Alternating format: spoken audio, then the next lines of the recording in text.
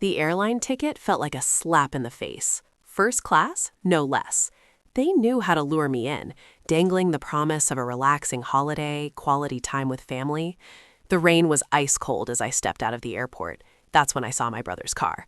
But the words I overheard later that night, those were the real knives twisting in my gut. They thought I was stupid. They thought blood made us family. They had no idea what I was about to unleash. If your own family has ever left you out in the cold, subscribe now to see Piper get her revenge. It had been 5 years since I'd last seen them. Life in New York was a whirlwind of deadlines, demanding clients, and the constant struggle to stay afloat. My career as a freelance graphic designer was finally taking off, but the cost was steep. Missed birthdays, skipped holidays, and a gnawing sense of guilt that I wasn't there for my family back in Ohio. So when my mom called, her voice laced with an uncharacteristic sweetness, and offered to fly me home for Christmas, I couldn't resist.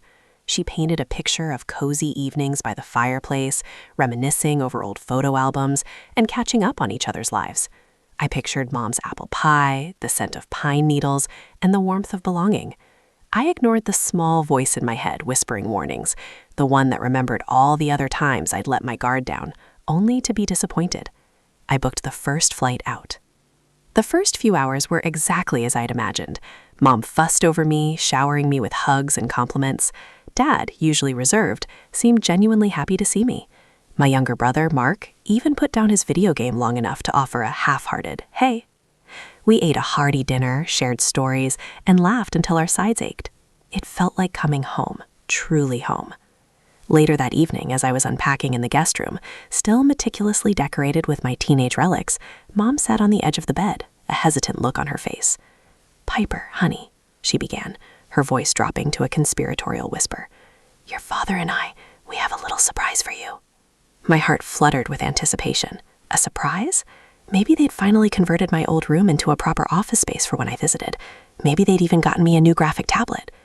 "We're going to Mexico," she blurted out, her eyes shining with excitement. "For a week, a much-needed vacation." My smile faltered. "Mexico? Now?" "That's great, Mom," I managed, trying to sound enthusiastic. "But what about Christmas? What about—" She waved her hand dismissively. "Oh, we'll celebrate when we get back. Besides," she added, her voice taking on that familiar edge of practicality, "Mark has the flu, and we wouldn't want to leave him alone." My blood ran cold. Mark, who was 20 years old and perfectly capable of ordering pizza and binge-watching Netflix by himself. Mark, who had always been their golden child, the one who could do no wrong. It was then that the pieces started to fall into place, revealing the ugly truth beneath the sugar-coated surface. The first-class ticket wasn't a gift. It was a down payment. The warm welcome wasn't genuine affection. It was a calculated maneuver. I wasn't a cherished daughter returning home. I was a convenient free babysitter. "So, you want me to stay here and take care of Mark?" I asked, my voice dangerously quiet. Mom blinked, feigning innocence. "Well, yes, honey, it would be such a huge help, and we'd pay you, of course, whatever you think is fair." The next morning, I overheard a conversation that solidified my suspicions. I'd woken up early, jet-lagged and restless, and was padding down the hallway to make myself some coffee. As I passed my parents' bedroom, I heard their voices, muffled but distinct. "She's such a pushover," my dad was saying, his tone dripping with disdain. "We can get away with anything." My mom chuckled. "I know, and she's loaded now with that fancy job of hers. We can bleed her dry." My vision blurred. The coffee mug shattered in my hand, sending shards of porcelain and hot liquid scattering across the floor. They didn't even notice. They were too busy congratulating themselves on their clever scheme. I cleaned up the mess, my hands trembling, my heart pounding in my chest. I said nothing. I smiled. I even agreed to their outrageous demands, feigning ignorance. But inside, a cold, hard resolve was forming. They wanted to use me. They wanted to exploit me. Fine. I would play their game, but I would play it on my terms. The person I trusted most was one of them. The week that followed was a masterclass in emotional manipulation. My parents left for Mexico with a flurry of hugs and promises to bring me back a sombrero, leaving me stranded in their suburban prison with a petulant man-child. Mark milked his flu for all it was worth, demanding endless cups of ginger ale, complaining about the Wi-Fi speed, and generally treating me like his personal servant. I tried to talk to him, to connect with him on some level, but he just grunted and turned back to his video games. He had always been distant, but this was a new level of indifference, almost contempt. I found myself retreating into myself, spending hours staring out the window, watching the snowfall, and replaying the scene in my head. My parents' smug faces, their callous words, the shattering of the mug. Sleepless nights became the norm, my mind racing with a million different scenarios, each more painful than the last. I tossed and turned, haunted by the feeling of being utterly alone, betrayed by the very people who were supposed to love me unconditionally. During the day, I attempted to work, to salvage what I could of my freelance deadlines, but the creative spark had vanished, replaced by a dull ache of resentment. The vibrant colors and sharp lines that usually flowed so effortlessly from my fingertips now felt like a mocking reminder of the life I was missing, the opportunities I was sacrificing for a family that clearly didn't value me. I tried calling my best friend, Sarah, back in New York, desperate for a voice of reason, someone who could tell me I wasn't crazy, that my feelings were justified. But even that small act of defiance was met with resistance. Mark would hog the phone, talking for hours with his gaming buddies, oblivious to my need for connection. When I finally did manage to get through to Sarah, the call was constantly interrupted by Mark's demands for snacks or complaints about the TV volume.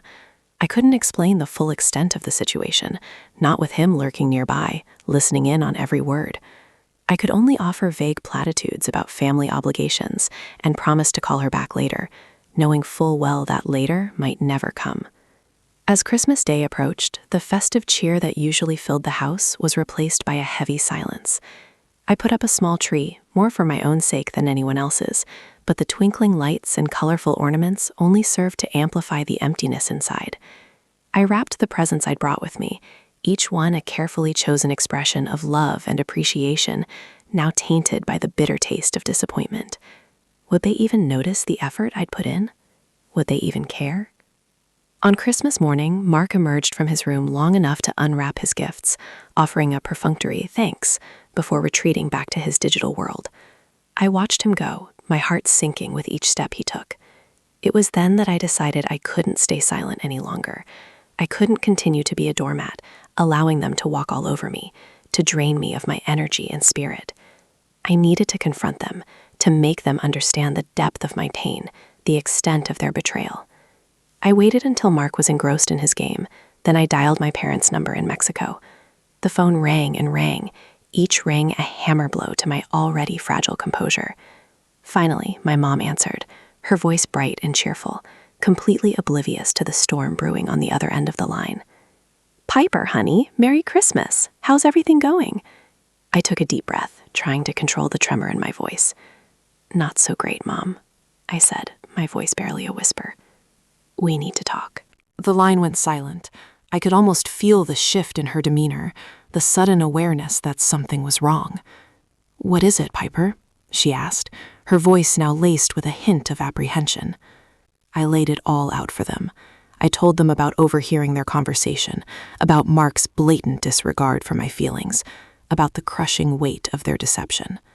I didn't raise my voice. I didn't resort to insults or accusations. I simply stated the facts, laying bare the truth of their actions, the consequences of their choices. When I was finished, there was nothing but silence on the other end of the line. I waited, my heart pounding in my chest, for some kind of response, some sign of remorse, some glimmer of understanding. But all I heard was the faint sound of ocean waves crashing against the shore, a mocking reminder of the paradise they were enjoying, while I was left to pick up the pieces of their shattered lies. Finally, my dad spoke, his voice cold and hard. "You're being dramatic, Piper," he said. "We just needed a little help, that's all. You're making a big deal out of nothing." That was it. That was the final straw, the moment when any lingering hope of reconciliation vanished, replaced by a cold, burning rage. They weren't sorry. They weren't remorseful. They were simply annoyed that I had dared to call them out on their behavior. "You're right, Dad," I said, my voice now steady and resolute. "I am being dramatic, and I'm done." I hung up the phone, my hand trembling, my body shaking with anger. But beneath the rage, a sense of calm began to settle over me. I knew what I had to do. I knew how I was going to make them pay. The exact day they tried to end me, I exposed the truth. They thought they were untouchable. That was their mistake. That night, sleep offered no escape. Every time I closed my eyes, I saw their faces, twisted with disdain, their words echoing in my ears. Push over, bleed her dry, making a big deal out of nothing. The weight of their betrayal pressed down on me, suffocating me, stealing the air from my lungs. I felt like I was drowning in a sea of resentment, with no hope of rescue. The walls of the guest room seemed to close in on me, trapping me in a prison of my own making. I thought about leaving, about packing my bags and running away, disappearing back into the anonymity of New York City. But even that small act of defiance felt impossible. I was stuck, trapped by a sense of obligation, by the remnants of a love that had long since turned sour. I replayed every interaction, every slight, every disappointment from my childhood, searching for a clue, an explanation for their behavior. Had they always felt this way about me? Had I always been just a means to an end, a source of financial security, a convenient babysitter? The more I thought about it, the more I realized that the answer was probably yes. I had always been the responsible one, the reliable one, the one who could be counted on to take care of things. And they had taken advantage of that, exploiting my willingness to help, my desire to please them, my desperate need for their approval. As the hours ticked by, the darkness outside slowly began to give way to the first faint light of dawn. I dragged myself out of bed, my body aching, my mind numb. I stumbled into the kitchen, desperate for a cup of coffee, anything to jumpstart my sluggish brain. The house was quiet, still shrouded in the pre-dawn gloom. Mark was still asleep, no doubt dreaming of virtual conquests and digital glory. I made a pot of coffee, the rich aroma filling the air, offering a small measure of comfort. As I sat at the kitchen table, sipping the hot liquid, I noticed something out of the corner of my eye. A small, leather-bound journal, lying on the counter, tucked away behind a stack of cookbooks. It was my mom's. She had always kept a journal, filling it with her thoughts, her feelings, her observations about the world around her. I knew I shouldn't read it. It was a violation of her privacy, a betrayal of her trust. But I couldn't resist. I reached for the journal, my hands trembling, my heart pounding in my chest. I opened it to the first page and began to read. The words swam before my eyes, blurring together in a dizzying swirl of emotions. My mom's familiar handwriting filled the pages, chronicling the events of the past few months, the lead-up to my ill-fated Christmas visit. And as I read, the truth began to emerge, stark and ugly and undeniable. They had been planning this for months. The trip to Mexico, the first-class ticket, the fake illness, it was all a carefully orchestrated scheme to get me back home, to exploit my generosity, to bleed me dry. But it wasn't just about the money. It was about control. They resented my success, my independence, my ability to live my life on my own terms. They wanted to bring me down, to remind me that I was still beholden to them, still under their thumb. And Mark? He was in on it too. He had feigned illness, played the role of the helpless invalid, all for the sake of their twisted game. As I flipped through the pages, I found entries detailing their conversations, their plans, their callous disregard for my feelings. They mocked my ambitions, ridiculed my relationships, and dismissed my dreams. They saw me as nothing more than a pawn in their game, a tool to be used and discarded at will. Crimson burned in my vision, threatening to overwhelm me, to consume me in a fiery inferno of rage. I slammed the journal shut, my body shaking with a violent tremor. I wanted to scream, to shout, to unleash the full force of my fury upon them. But I couldn't. I was trapped, paralyzed by the weight of their betrayal, the depth of their depravity. I stumbled back to the guest room, collapsing onto the bed, my body racked with sobs. I felt like I was unraveling, coming apart at the seams, with no hope of ever putting myself back together again. I was broken, defeated, utterly and completely alone. But as the tears streamed down my face, something began to shift inside me. A tiny spark of defiance, a flicker of resolve ignited in the darkness of my despair. I wouldn't let them win. I wouldn't let them break me. I would find a way to fight back, to reclaim my life, to exact my revenge. It wouldn't be easy, it wouldn't be quick, but I would do it. I would make them pay for what they had done to me. I wiped away the tears, took a deep breath, and forced myself to stand up. I looked in the mirror, staring into my own eyes, searching for a sign of strength, a glimmer of hope. And I found it. A cold, hard determination, a steely glint of resolve. The victim was gone. The planner had arrived. I wouldn't rest until they lost everything. They thought they were untouchable, but I knew their weakness. The first step was gathering evidence. I needed proof, irrefutable evidence of their scheme. My mom's journal was a goldmine, but it wasn't enough. It was her word against mine, and they would simply dismiss it as the ramblings of a disgruntled woman. I needed something more concrete, something they couldn't deny.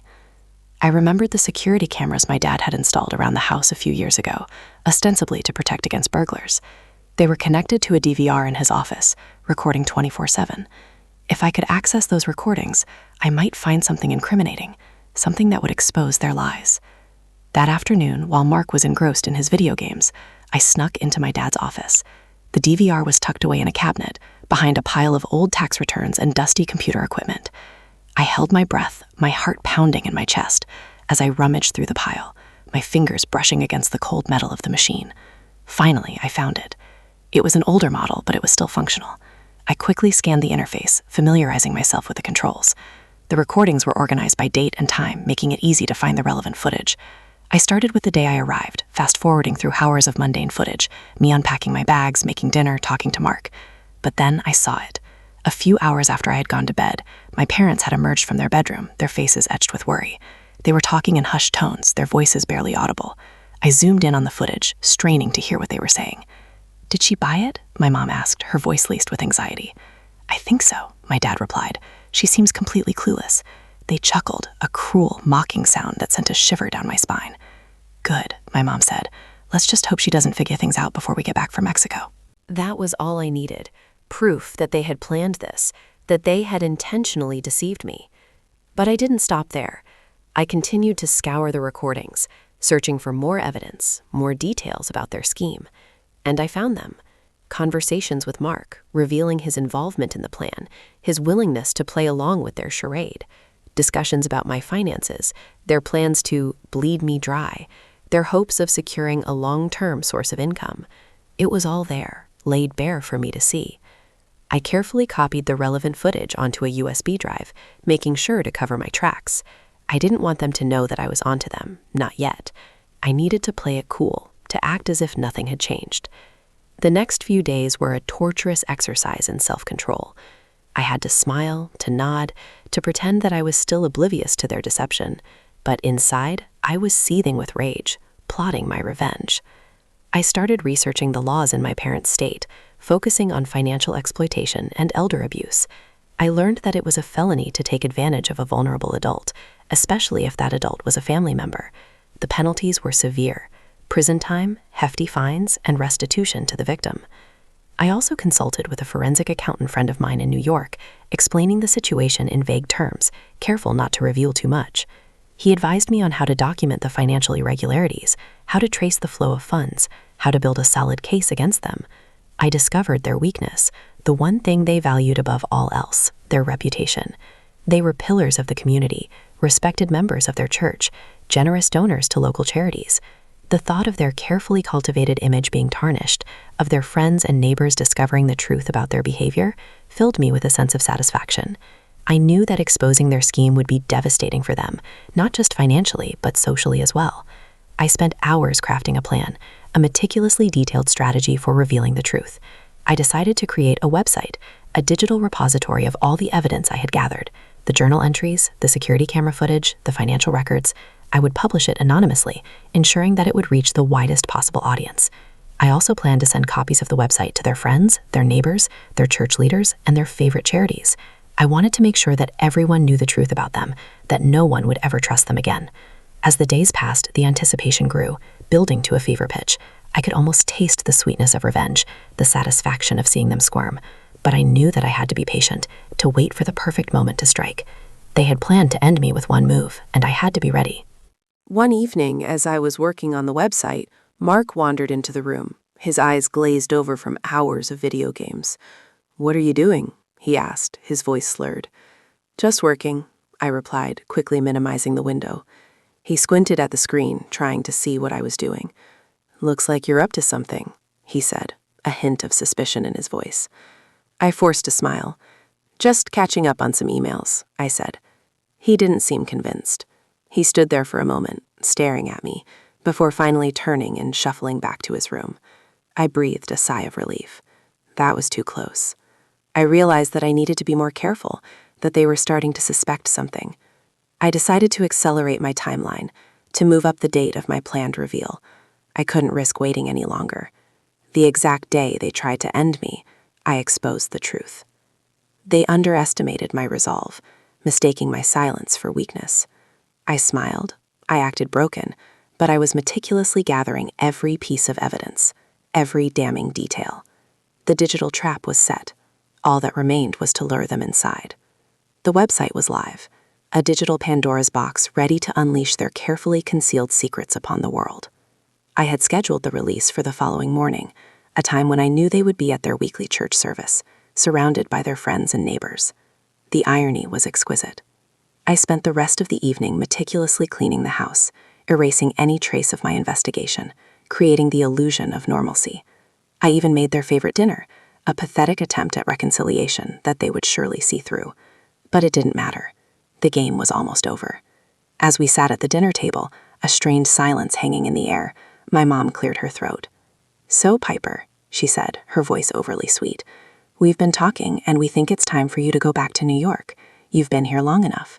My dad nodded in agreement. "It's time for you to get back to your own life," he said. "We'll be fine." Their words were like a slap in the face, a confirmation of their callous disregard for my feelings. They had used me, drained me, and now they were ready to discard me like a used toy. But I didn't let it show. I simply smiled and nodded. "You're right," I said. "I should go back. I have a lot of work to do." I could see the relief in their eyes, the satisfaction of knowing that their plan had worked. They thought they had won. Little did they know, they were about to lose everything. After dinner, I excused myself and went to my room, feigning exhaustion. But instead of going to sleep, I went back to the website, double-checking every detail, ensuring that everything was perfect. I also drafted an email, a carefully worded message that I would send to their friends, their neighbors, and their church leaders. It contained a link to the website, along with a brief summary of its contents. I wanted to make sure that no one could claim ignorance, that everyone would know the truth about them. As I finished the email, I heard a knock on the door. It was my mom. "Piper, can I come in?" she asked, her voice tentative. I hesitated for a moment, then forced myself to say, "Sure, Mom, come in." She opened the door and stepped inside, her eyes darting around the room. "I just wanted to talk," she said, sitting down on the edge of the bed. "About what happened, about the money." Here it was, the moment of truth, the final act in their twisted play. I played along, feigning ignorance. "What about the money?" I asked, my voice trembling slightly. She took a deep breath. "We know you're upset," she said, "but we didn't mean to hurt you. We just needed a little help." "A little help?" I repeated, my voice rising. "You lied to me. You manipulated me. You took advantage of me." Tears welled up in her eyes. "We were desperate," she said. "We didn't know what else to do." "So you decided to bleed your own daughter dry?" I asked, my voice dripping with sarcasm. She reached out and took my hand. "Please, Piper," she said. "Can't you forgive us? We're your parents." I stared at her hand, repulsed by her touch. "You're not my parents," I said. "You're just a pair of con artists." I stood up and walked to the window, turning my back on her. "You need to leave," I said. "I don't want to see you again." She stood up, her face etched with pain. "I'm sorry, Piper," she said. "I truly am." She turned and walked out of the room, closing the door behind her. I stood there for a moment, staring out the window, my body shaking with rage. They really thought they could manipulate me, that I would forgive them and forget everything. They had no idea what was coming. I spent the rest of the night tossing and turning in bed, unable to sleep. The anticipation was almost unbearable.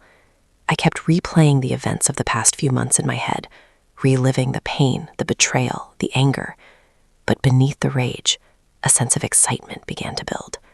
Tomorrow, it would all be over. Tomorrow, they would pay for what they had done to me. As the first rays of dawn peeked through the curtains, I finally drifted off to sleep, my mind racing with thoughts of revenge. A few hours later, I awoke to the sound of frantic shouting. I sat up in bed, my heart pounding in my chest. What was going on? I stumbled out of the room and into the hallway, following the sound of the commotion. As I reached the living room, I saw my parents standing there, their faces ashen, their eyes wide with horror. Mark was sitting on the couch, staring blankly at his phone. "What's going on?" I asked, my voice trembling. My dad turned to me, his eyes filled with a mixture of rage and despair. "What did you do?" he screamed, his voice cracking. "What did you do to us?" I stared back at him, feigning innocence. "What are you talking about?" I asked. My mom stepped forward, her voice trembling. "The website," she said. "The emails. Everyone knows." A slow smile spread across my face. "Oh, that," I said. "I almost forgot." Their biggest weakness? They thought they were untouchable. The exact day they tried to end me, I exposed the truth. "Oh, that," I said. "I almost forgot." My dad's face contorted, a mask of fury and disbelief. He lunged toward me, but Mark, finally jolted from his stupor, grabbed his arm. "Dad, stop," he pleaded, his voice trembling. "It's not going to help." My mom stood frozen, tears streaming down her face, her body shaking uncontrollably. The sound of sirens wailed in the distance, growing louder with each passing second. The digital bomb had detonated precisely as planned, and the shockwaves were already rippling through their lives. I watched, detached and clinical, as their world crumbled around them. The police arrived, their faces grim, their movements efficient. They read my parents their rights, their voices echoing in the sudden silence of the house. My parents were led away in handcuffs, their heads bowed in shame, their reputations in tatters. Mark watched them go, his face a mixture of fear and regret. He knew that his involvement in their scheme would have consequences, that he wouldn't escape unscathed. The detective approached me. "Miss," he said, "we need you to come down to the station and give a statement." I nodded, my heart pounding in my chest. This was it, the moment of reckoning, the final act of revenge.